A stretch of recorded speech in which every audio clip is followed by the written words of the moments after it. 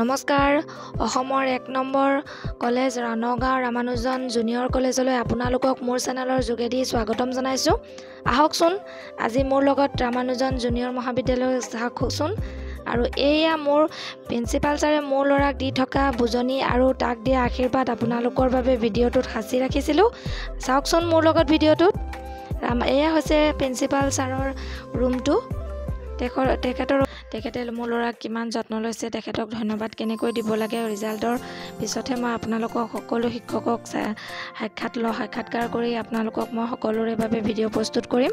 এয়া হৈছে পেৰেণ্টছ বহিবৰ কাৰণে পেৰেণ্টছে প্ৰিন্সিপাল ছাৰক লগ কৰিবলৈ থোৱা ৰুমটো। চাওকচোন কিমান সুন্দৰকৈ সজাই থৈছে। আপোনালোকেও যদি আপোনালোকৰ সন্তানক মেট্ৰিক দিয়াৰ পিছত হায়াৰ ছেকেণ্ডেৰী পঢ়াম বুলি ভাবিছে তেতিয়াহ'লে এই কলেজখনত পঢ়াব পাৰে। সন্তানে পঢ়িবলৈ বহুত ভাল সুবিধা পায়, কিন্তু নিজৰ পঢ়াৰ ওপৰতে কথা। এয়া হৈছে ছায়েন্সৰ প্ৰেক্টিকেলৰ ৰুম। মই প্ৰতিটো ৰুম আপোনালোকক দেখুৱাব পৰা নাই, এদিন মই গোটেই কলেজখন আপোনালোকক দেখুৱাম।